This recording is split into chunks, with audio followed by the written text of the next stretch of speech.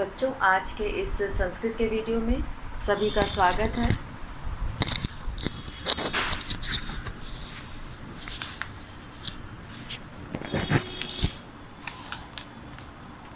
बच्चों, आज के इस संस्कृत के वीडियो में सभी का स्वागत है। कक्षा 7 की संस्कृत की पुस्तक रुचिरा द्वितीय भागः का आज हम लोग त्रयोदशः पाठः का प्रश्नोत्तर करेंगे, जिसका नाम है अमृतम संस्कृतम। ये पाठ हम लोगों ने पहले पढ़ा था और इस पाठ में जो अभ्यासः में दिए गए प्रश्न हैं उनको करेंगे। अभ्यासः में दिए गए प्रश्नों में पहला प्रश्न है उच्चारणम कुरुत, उच्चारण करो। तो यहाँ पर हम लोग शुरू करेंगे अभ्यास।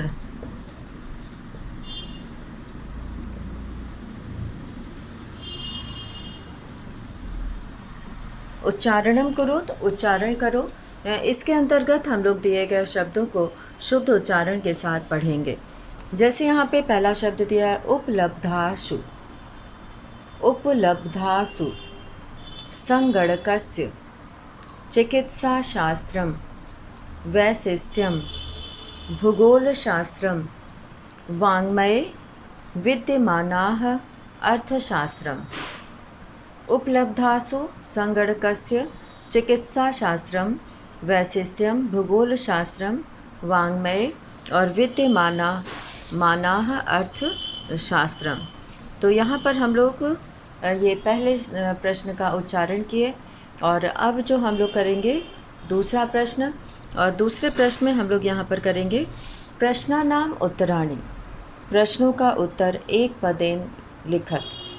प्रश्नानाम एक पदेन उत्तराणि लिखत, प्रश्नों का उत्तर एक पद में लिखें। तो इसमें जो पहला प्रश्न दिया है कि का भाषा प्राचीनतमा, कौन सी भाषा प्राचीन है। तो यहाँ पर जो है हम लोग पहला प्रश्न दूसरे प्रश्न का क करेंगे, उत्तर दो का क एक पदेन उत्तरत है। तो यहाँ पे संस्कृत भाषा होगा, पूछा गया है कौन सी भाषा प्राचीन है, तो संस्कृत भाषा। और दूसरा प्रश्न है यहाँ पर शून्यस्य प्रतिपादनम कः अकरोत्, शून्य का प्रतिपादन किसने किया। तो आर्यभट्टः, जैसा कि पाठ में आया है आर्यभट्टः, आर्यभट्ट ने शून्य का प्रतिपादन किया, अर्थात शून्य का प्रयोग जो है उन्होंने किया और उन्हीं के द्वारा शून्य की जो है शुरुआत की गई। और अब यहाँ कौटिल्येन रचितम शास्त्रम किम, कौटिल्य के द्वारा रचित शास्त्र क्या है, कौन सा है।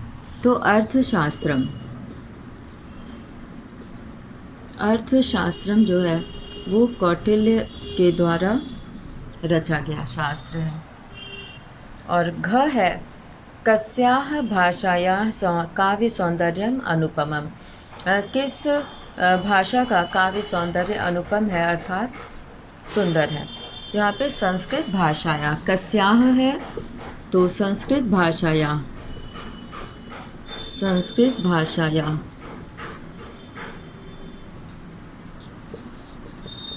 और अंग है यहाँ पे काह अभ्युदयाय प्रेरयन्ति, कौन अभ्युदय के लिए प्रेरित करती हैं। तो सूक्तयः, सूक्तियाँ।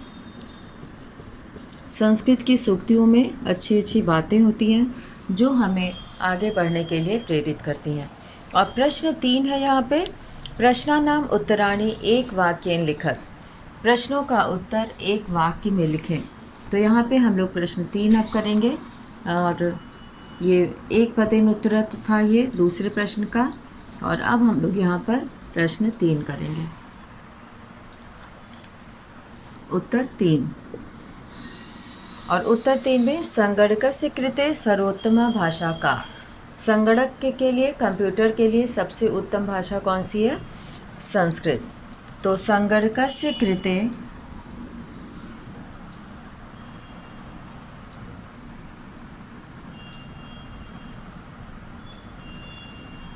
संगणकस्य कृते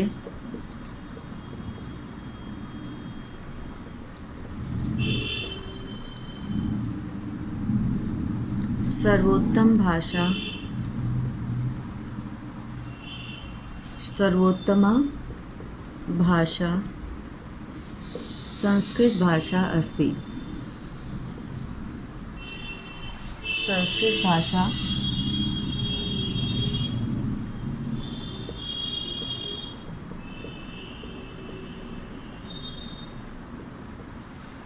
संस्कृत भाषा है, सर्वोत्तम भाषा संस्कृत भाषा है। और अब है यहाँ पे दूसरा प्रश्न, और दूसरे प्रश्न में हम लोग करेंगे संस्कृतस्य वाङ्मयं कैः समृद्धम् अस्ति। संस्कृत का वाङ्मय अर्थात साहित्य किससे समृद्ध है, किन विषयों से ये जो है किन चीज़ों से समृद्ध है यानी भरा पूरा है। तो संस्कृतस्य वाङ्मयं, संस्कृतस्य वाङ्मयं वेदैः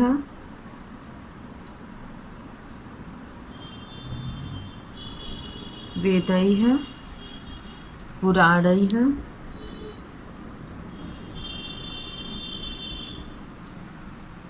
नीतिशास्त्रैः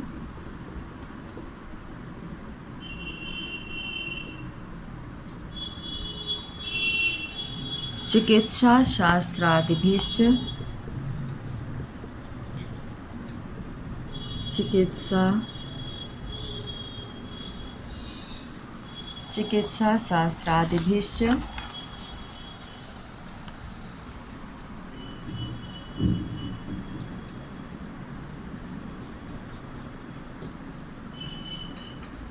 चिकित्साशास्त्रादिभिश्च समृद्धम् अस्ति।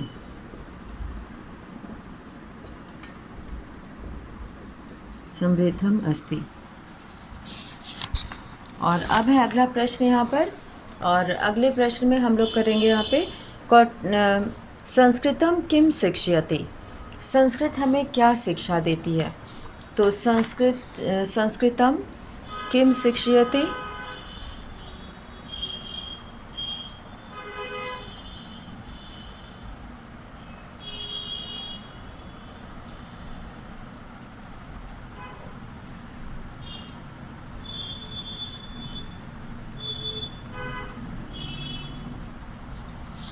संस्कृत भाषा, यहाँ पे हम लोग प्रश्न से शुरू, संस्कृतम किम शिक्षयति। संस्कृतम, संस्कृत भाषा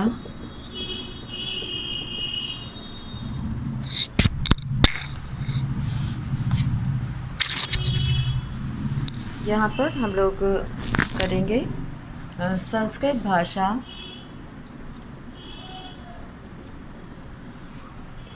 सर्वभूतेषु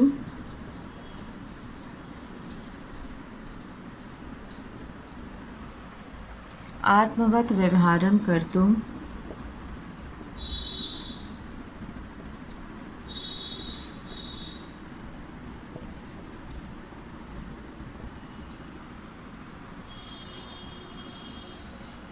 सम्यक् शिक्षयति।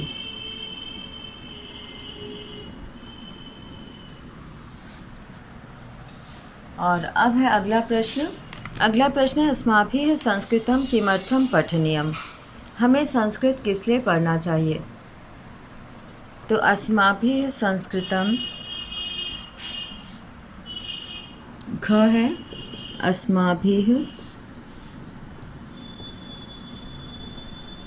संस्कृतं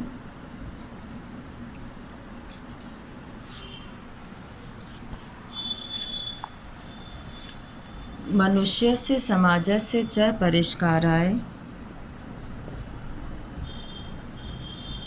मनुष्यस्य समाजस्य च परिष्काराय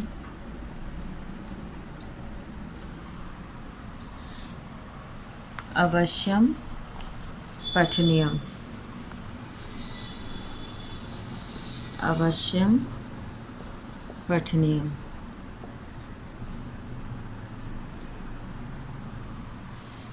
और अब यहाँ पर हम लोग अगला प्रश्न करेंगे, प्रश्न 4, जिसमें इकारांत स्त्रीलिंग शब्द रूपम अधिकृत रिक्त स्थानानि पूर्यत। इकारांत स्त्रीलिंग के शब्द रूप के आधार पर खाली जगह भरना है। यहाँ पे एक उदाहरण के रूप में दिया गया है और उसी के नीचे रिक्त स्थान है जिसे उसे देखकर भरना है। तो इस तरह से अनेक शब्दों का रूप जो है सीखने को मिलेगा। तो यहाँ पर गति, मति, बुद्धि, प्रीति, नीति, शांति, मति, प्रकृति, कीर्ति, गीति, सुक्ति, कृति, धृति, भीति, मति, ये बहुत सारे इकारांत जो स्त्रीलिंग शब्द के रूप हैं, इनका हम लोग यहाँ पर अभ्यास करेंगे और रिक्त स्थान भरेंगे।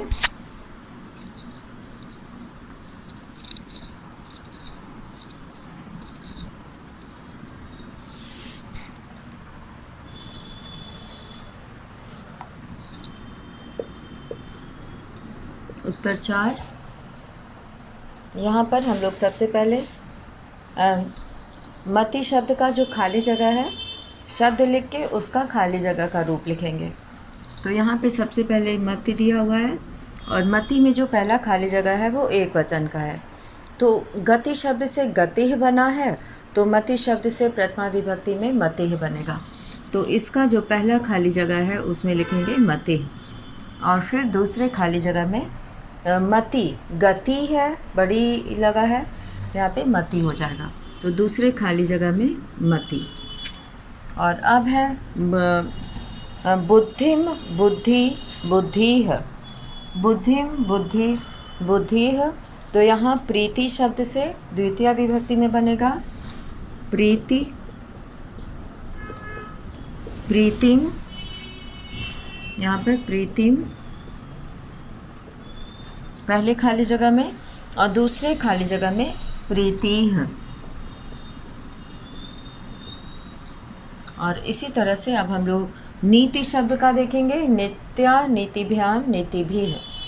तो यहाँ पे शांति शब्द से शांति से बनेगा शांत्या, शांतिभिः, शांतिभ्याम। नीतिभ्याम है तो शांतिभ्याम हो जाएगा। तो खाली जगह का केवल हम लोग यहाँ पर लिख रहे हैं और बाकी पुस्तक में लिखा हुआ है। तो पहला शब्द पहले खाली जगह में, दूसरा दूसरे खाली जगह में, इस तरह से इसे करना है। और शांति के बाद है मति, मत्यै, मते, मतिभ्याम, मतिभ्यः। तो प्रकृति शब्द से बनेगा प्रकृति, प्रकृति शब्द से बन जाएगा प्रकृत्यै, प्रकृत्यै और प्रकृतेः, प्रकृत्यै और प्रकृतेभ्यः। यहाँ पर हम लोग प्रकृत्यै और प्रकृतेभ्यः।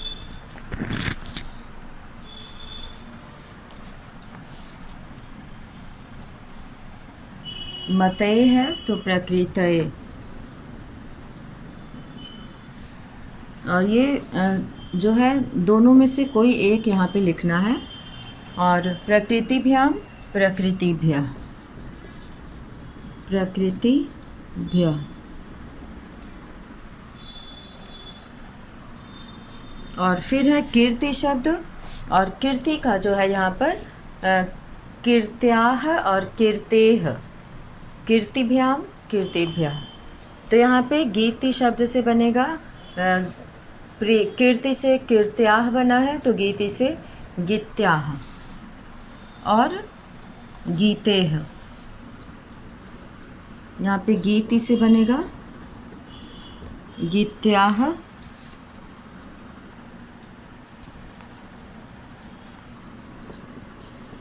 गीत्याः या गीतेः।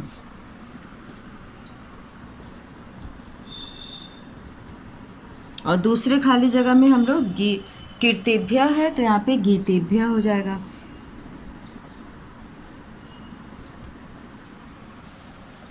और अब यहाँ पर अगला है सूक्ति। सूक्तेः, सूक्त्याः और सूक्तयोः, सूक्तिनाम। षष्ठी विभक्ति का प्रयोग है। तो कृति शब्द से यहाँ पे कृतेः, कृति शब्द है यहाँ पे कृतेः या कृत्या, कृत्याः, और दूसरे खाली जगह में कृत्योः।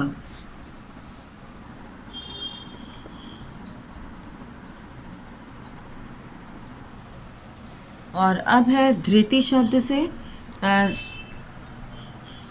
धृति शब्द से यहाँ पे धृतौ, धृत्याम और धृत्योः, धृतिषु बना है। तो भीति शब्द से भीतौ, भीति मतलब डर होता है, भीति, भीत्योः, भीतौ यहाँ पे लिखा है, भीत्याम बन जाएगा, भीत्याम,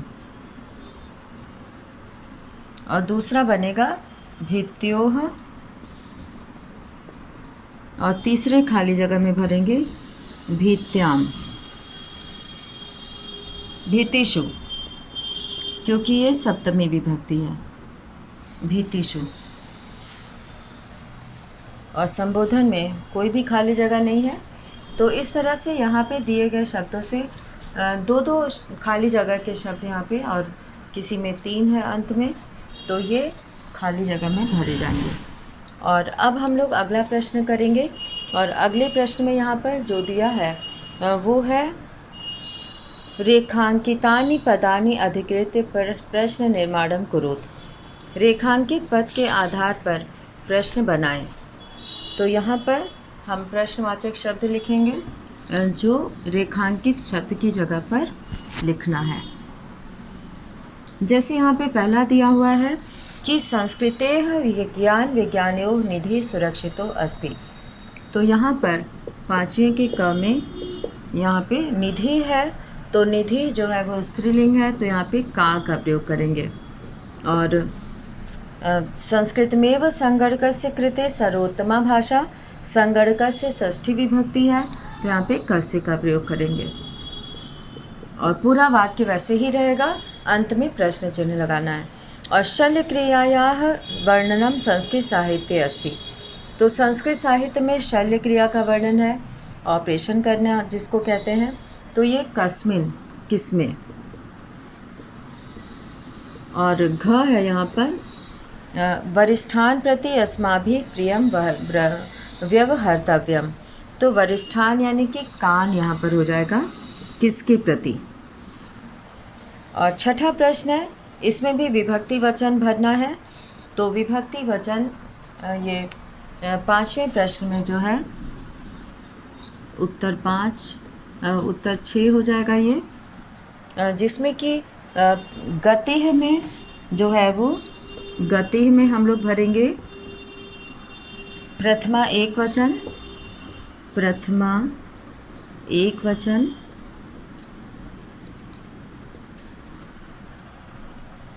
और नीतिम, नीतिम में हो जाएगा द्वितीया एक वचन, एक वचनम, और उसके बाद है सूक्तयः, सूक्तयः में प्रथमा बहुवचन,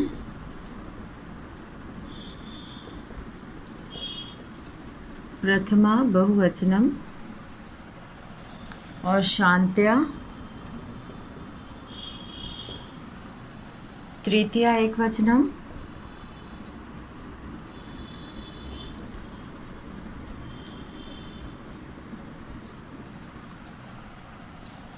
और प्रीत्यय, प्रीत्यय में चतुर्थी एक वचनम। अभी हम लोग इससे पहले वाले प्रश्न में भी किए हैं। तो चतुर्थी में जो है प्रीत्यय या प्रीतय, ये दोनों ही हो सकता है। तो यहाँ पे चतुर्थी एक वचन आएगा, एक वचनम। और फिर है प्रीत्यय के बाद मतिषु, मतिषु सप्तमी बहुवचन, बहुवचनम। तो इस तरह से यहाँ पर प्रश्न 6 का मिला लिया गया है।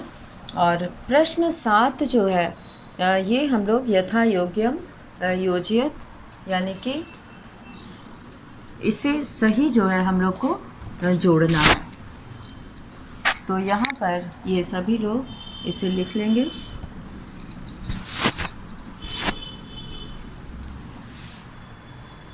और यथा योग्यम योजयत प्रश्न 7 है ये, जिसमें कि कौटिल्यन को हम लोग मिलाएंगे कौटिल्यन अर्थशास्त्रम रचितम।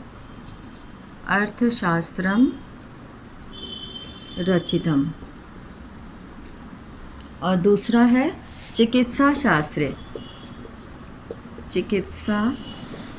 शास्त्रे, इसको हम लोग मिलाएंगे चरक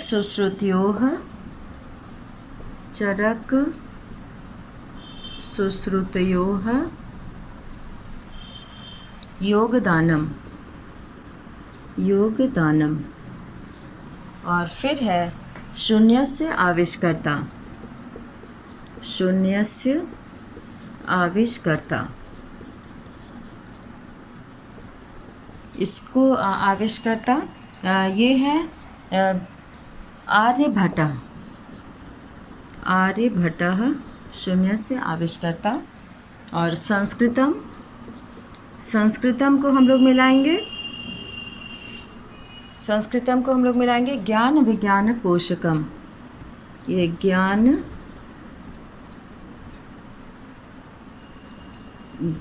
विज्ञान पोषकम। और अंतिम है सूक्तयः को हम लोग मिलाएंगे अभ्युदयाय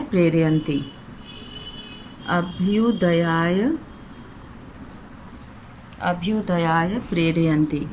तो इस तरह से हम लोगों ने इस पाठ के सभी प्रश्नों को किया। और इसी के साथ जो है सभी बच्चे अपना पाठ ये कॉपी में पूरा करेंगे। और आज का वीडियो यहीं समाप्त करते हैं। धन्यवाद।